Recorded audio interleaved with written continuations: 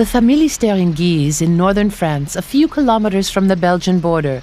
This unique experiment in utopian socialist architecture took place in France during the second half of the 19th century under the Second Empire. The Familistère was a town within a town. Home to more than 1,000 people, it offered its working-class population over 300 comfortable apartments and a range of services that were exceptional for the time.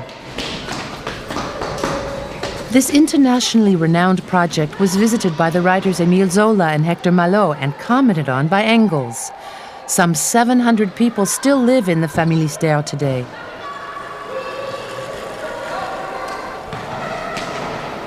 May men treat us kindly, 1859. May God help us, 1859. 1859. The Industrial Revolution caused a massive population shift from the country to the towns. The new urban proletariat lived in extremely insalubrious conditions. The issue of decent housing for industrial workers arose.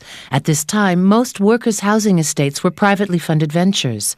Factory owners had an interest in keeping their still largely transient workforce close at hand.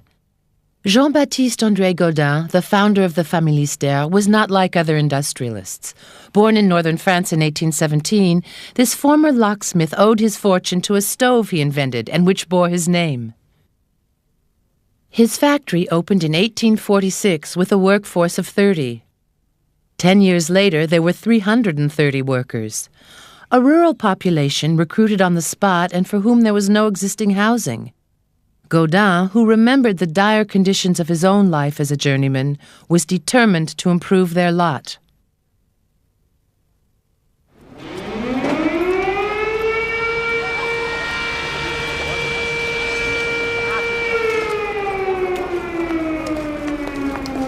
Gaudin purchased 6 hectares of land nestled on a bend of the river Oise. A bridge would link the factory to the new dwellings. The Familistère faced the town and backed onto the countryside.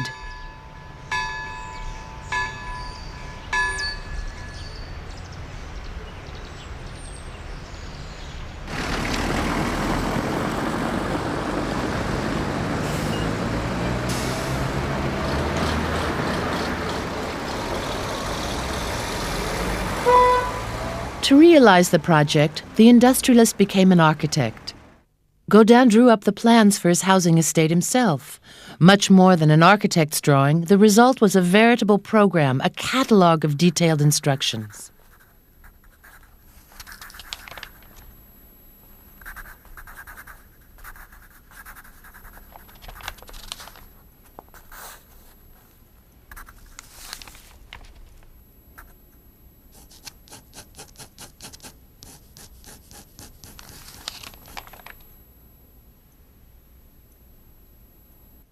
The design was simple, 3 parallelograms linked by passages. In the center of each building was a huge courtyard covered by a glass roof. Each block was an independent housing unit, enabling Gaudin to stagger the building work over time.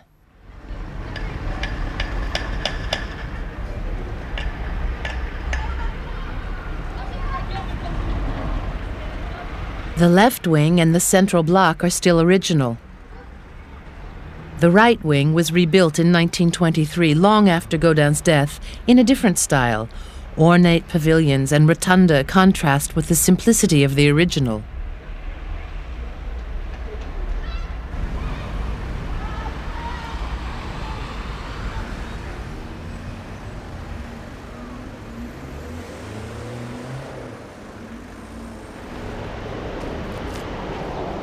The old town of Guise looked down on the bold new housing estate, referring to it as a pile of bricks. With its inexpensive housing and shops, the Familistère was an unwelcome competitor. Furthermore, the town's bourgeoisie believed that the concentration of working-class families would become a den of iniquity, threatening their peaceful existence.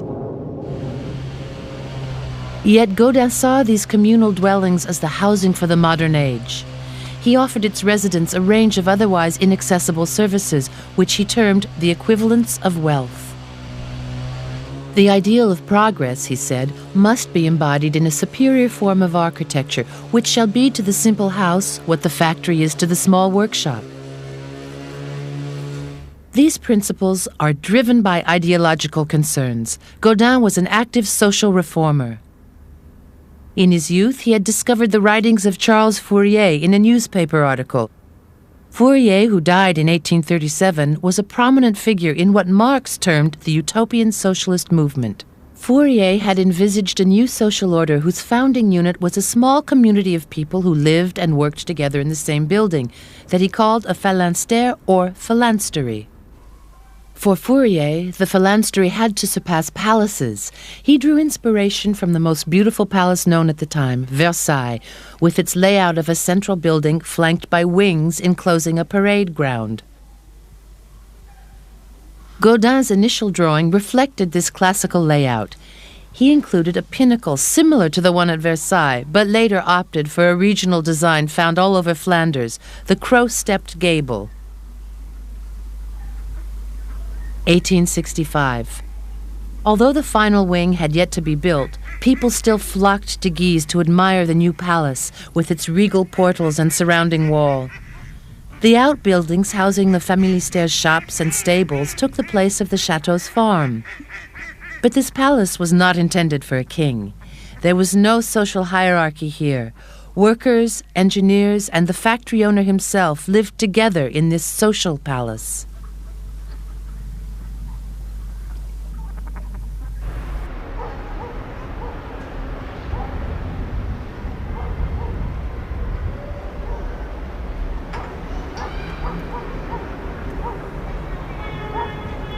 The Familistère was made from brick, the region's traditional building material. Originally covered in white plaster, the brickwork is rudimentary yet meticulous.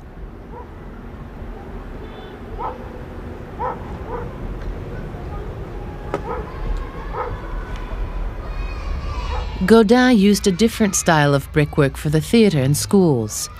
The motif, which has long since disappeared, made creative use of the basic materials. Simply by using different colored cement, red and white, Gaudin created a netted pattern, suggestive of honeycombs.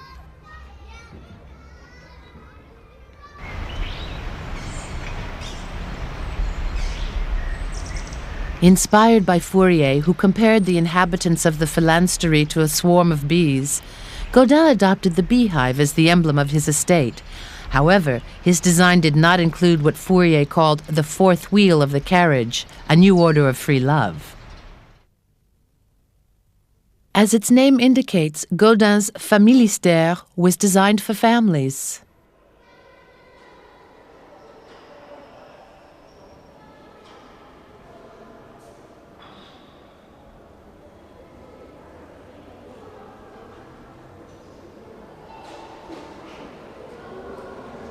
If we take away the facade, we notice that the basic structure of this communal dwelling is very like modern-day apartment buildings.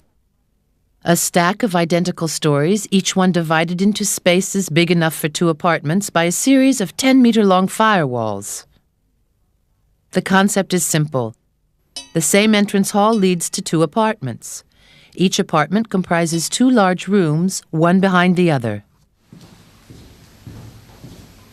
Each room is roughly 20 square meters, 4 meters wide and 5 meters long, with good 3-meter-high ceilings. But for Gaudin, the real luxury was more than just space. It was being able to arrange furniture in at least 2 ways.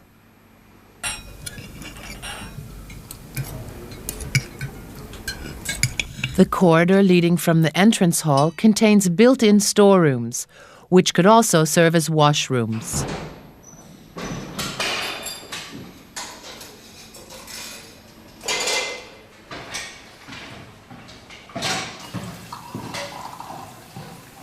All the apartments could be extended from 2 rooms to 6 rooms, according to each person's needs and means. These days, most of the apartments have 4 rooms.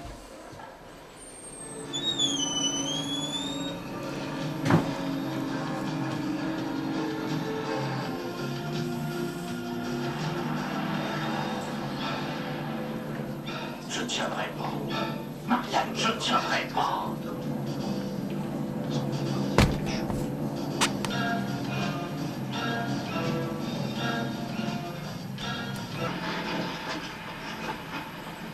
Gaudin encouraged the tenants to make sensible use of this extendable feature.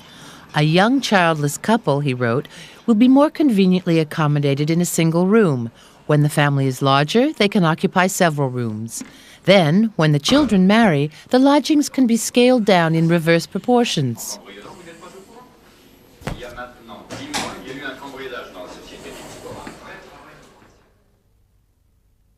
To organize the movement of people within each block, Gaudin drew inspiration from hospitals and barracks, which were the only large buildings designed for communal living at that time. There's no sweeping palatial staircase, but 4 stairwells set back in the corners of the courtyard. This is the most functional position, leaving maximum light and space for the communal courtyard. Gaudin designed semicircular staircases, a shape he considered as the most convenient for all ages. On the side closest to the banister, young children can climb the narrow steps by holding onto the railings. On the opposite side, adults will find the wider steps more suitable.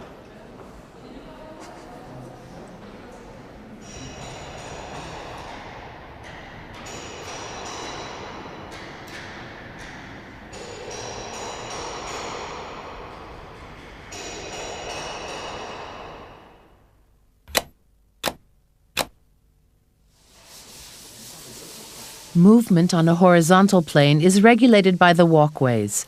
These are 1.3 meters wide, sufficient for people to pass by one another easily without depriving the apartments below of light.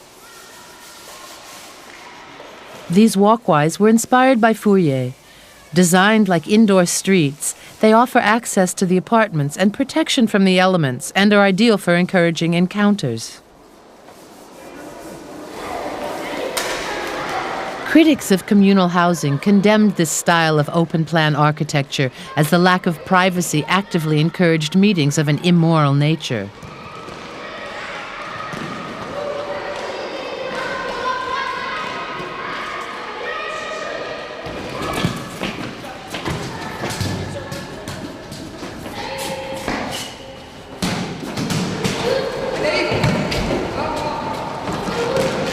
At the center of each residential unit, the large courtyard with its glass roof plays the role of a village square, the place where everybody converges. Originally, the ground floor of these courtyards housed shops, a cafe, a library, and public baths. The residents' social needs were thus provided for in the sheltered environment of the Familistère.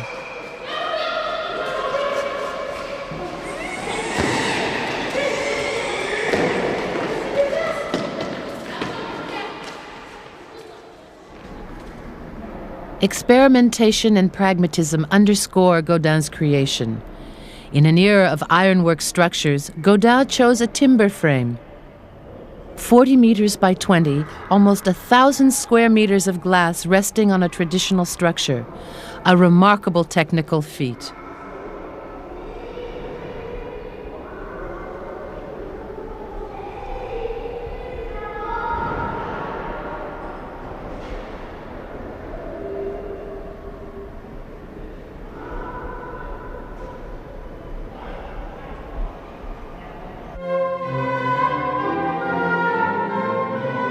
The courtyard was also used for festive occasions.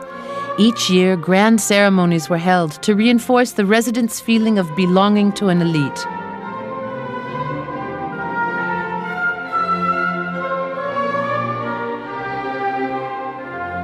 The balustraded walkways become balconies, wrote Gaudin, from which the residents can watch a magnificent show that will remind them of how far they have come since the squalid living conditions of separate dwellings.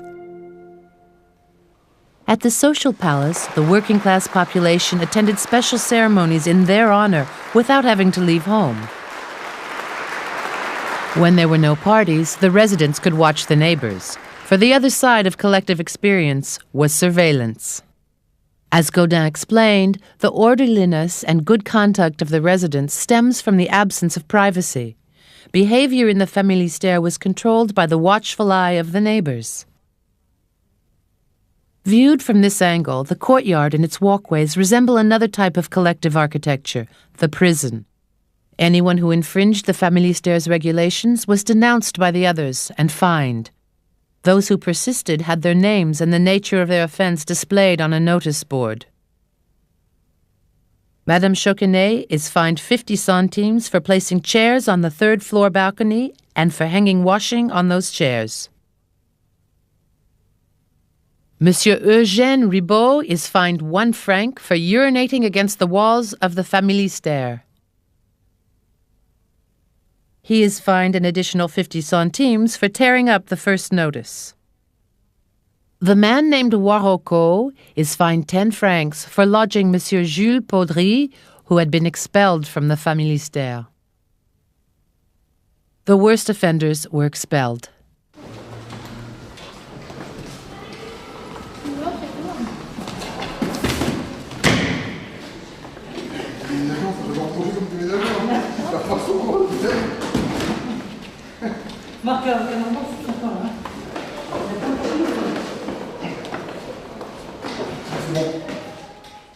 For Gaudin, amenities were an essential part of collective housing. He took 20 years to complete his workers' estate. 1859, completion of the first residential building. 1865, completion of the second residential building and the crèche behind it. Followed by the Économat, the Familistère shops, a farmyard, stables, and a vegetable garden. 1869, the schools and the theatre. 1870, the laundry and the swimming pool. Finally, in 1870, the last of the residential wings was completed, 13 years after the central block. Gaudin's estate made him a pioneer of modern town planning.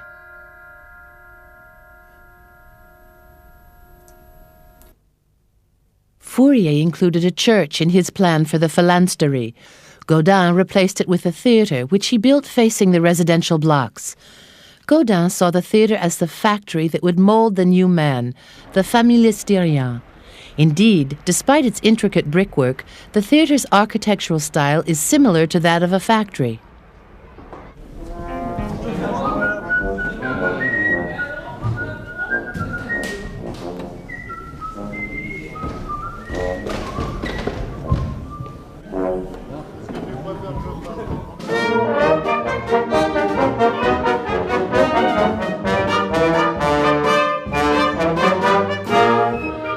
The harmony of life in the Familistère was echoed in the theatre, where deserving children put on plays. But Gaudin stressed that its role was to instill morals. Every Sunday, he gave lectures on morals to the residents. The turnout was often disappointing. Yet Gaudin was determined to educate the working class whom he saw as big children. It was not by coincidence that the schools for the children were placed on either side of the theatre where the adults received education, like little workshops attached to the big factory. Originally, there was a crèche behind the central residential block. This, the smallest of the seats of learnings, was joined as if by an umbilical cord to the main building. Thus, the crèche, schools, and theatre formed an educational axis running through the center of the estate.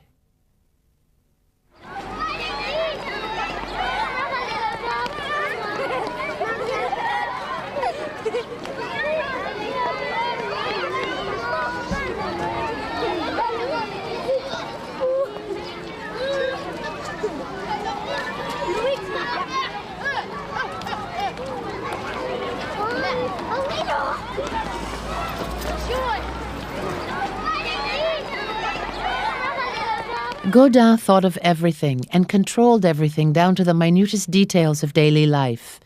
He designed the crèche and the school furniture, detailing the measurements with obsessive precision. The human body was like a yardstick. Length of the two forearms combined, the hands touching at the thumbs and held to the chest. Height of the leg from the floor to the back of the knee increased by 2 centimeters for the shoe, for children 1.23 meters tall, and by 3 centimeters for taller children. Height of the torso from above the bench where the pupil sits to the shoulder, the pupil having his arms crossed and outstretched. This extreme form of pragmatism revealed Godin's utopian ideals, a utopian world where everything could be measured, calculated, and reduced to a mathematical order. Still, Godin believed that architecture had to serve man.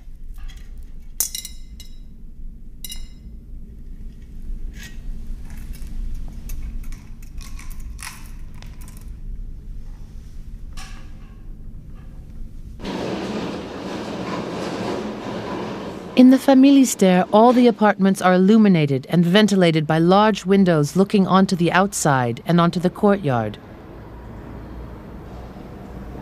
For Godin, the light filling the housing estate is a sign of the intellectual and moral progress of the generations who would be reborn to a new social enlightenment.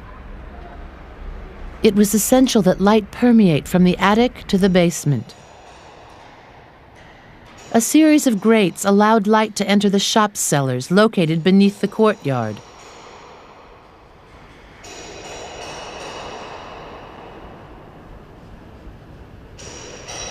Another technical problem that Godin solved was the risk of a greenhouse effect under the glass roof. He invented an early form of air conditioning. This simple and entirely natural system embodied Fourier's dream of a space with a temperate climate all year round. Air entered the cellar via large vents, where it formed a reservoir of cool air in the summer, warm air in the winter. This air was then redistributed in the courtyard through lateral vents. Openings in the glass roof meant that air circulated constantly. Another, less spectacular yet lasting invention was this rubbish chute. Godin also brought running water to the Familistère. Each floor had a water fountain and toilets, making the Familistère more comfortable than the majority of bourgeois apartments in Paris at the time.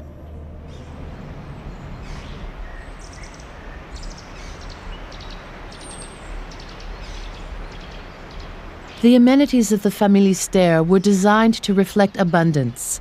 As opposed to individual houses where economizing is essential, here everything is conceived on a large scale for the good of all, explained Godin.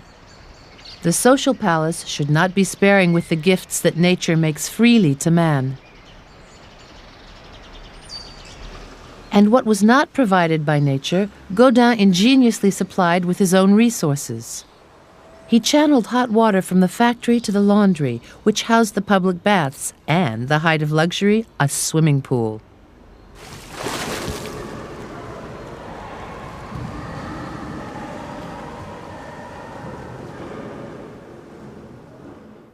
Air, space, light, the essential human needs that underscored Godin's architecture. A century later, Le Corbusier took up the same themes in his Cité radieuse, a collective housing unit reflecting the principles defined by Godin. A year before he died, Godin built another Familistère for his factory at Laeken, near Brussels. Crammed onto a narrow patch of land, the single building never achieved the grandiose proportions of the original. Godin died in 1888.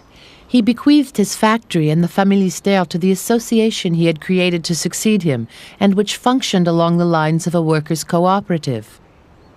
The association lasted nearly a century. In 1968, the Familistère was purchased by a large corporation which kept the factory and sold off the rest. The amenities were purchased by the state and the municipality. The individual apartments were sold, and now the Familistère is a block like any other, with owners and tenants. The latest residents' meeting voted the closure of the passages.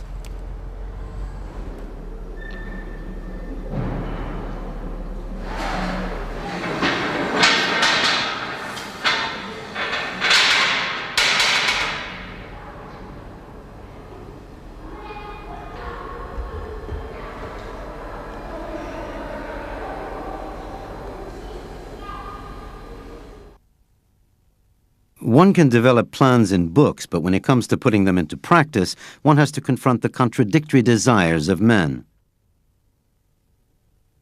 The rare attempts at social reform have so often met with failure that social reformers are dismissed as dreamers. Perhaps the same is said of me, but I have been a man of action. I have made my thoughts reality. I put them into practice before theorizing. I cannot be accused, therefore, of remaining in the realm of utopia.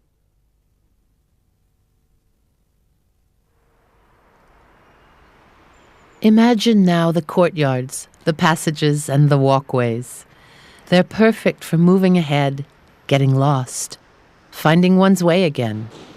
Children took over this unique space, which despite its simplicity and its shortcomings, represented the labyrinths cherished by Fourier, an architectural structure which did without architects. Today, it is the familistère which makes architects dream. Perhaps because here, architecture was able to change the world.